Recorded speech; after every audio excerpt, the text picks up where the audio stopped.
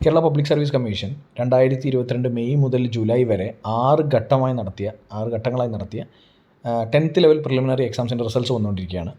അപ്പോൾ അതിൽ ലേറ്റസ്റ്റായി വന്നിരിക്കുന്നത് വില്ലേജ് ഫീൽഡ് അസിസ്റ്റൻറ്റ് കൊല്ലമാണ്. റവന്യൂ ഡിപ്പാർട്ട്മെൻറ്റിലെ വില്ലേജ് ഫീൽഡ് അസിസ്റ്റൻറ്റ് കൊല്ലം. അപ്പോൾ അതിന് തൊട്ട് മുമ്പ് വന്നിരിക്കുന്ന കണ്ണൂർ വന്നു, അതുപോലെ തന്നെ പത്തനംതിട്ട വന്നു. പത്തനംതിട്ട വന്നപ്പോൾ തന്നെ നമുക്കറിയാം കട്ട് ഓഫിൻ്റെ ട്രെൻഡ് കൂടുതലാണ്. കാരണം കട്ട് ഓഫ് ഏകദേശം അപ്രോക്സിമേറ്റ്ലി 70 വരെ വന്നു, 69.8 വരെ വന്നു.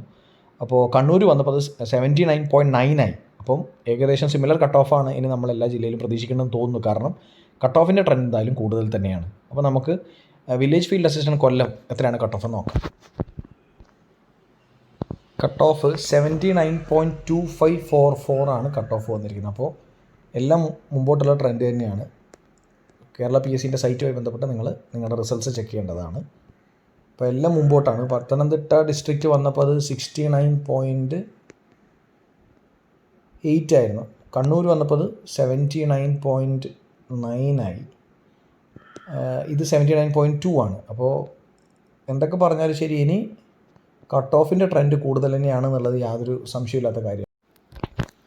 ഈ ലിസ്റ്റിൽ ഉൾപ്പെടാത്തവർ യാതൊരു കാരണവശാലും ടെൻഷൻ അടിക്കേണ്ട കാര്യമില്ല. കാരണം ഇനിയും ഒരുപാട് ഓപ്പർച്യൂണിറ്റീസ് 2023 ഒരുപാട് നോട്ടിഫിക്കേഷൻസ് വന്നിട്ടുണ്ട്. ഒരുപാട് എക്സാംസ് വളരെ പെട്ടെന്ന് തന്നെ കണ്ടക്ട് ചെയ്യാണ്. SI ഉണ്ട്, അതുപോലെ തന്നെ യൂണിവേഴ്സിറ്റി അസിസ്റ്റൻ്റ് ഉണ്ട്. അപ്പോൾ ഒരുപാട് ഓപ്പർച്യൂണിറ്റീസ് വരുന്ന ഒരു വർഷമാണ്. അതുകൊണ്ട് തന്നെ യാതൊരു തരത്തിലും ടെൻഷൻ അടിക്കേണ്ട കാര്യമില്ല.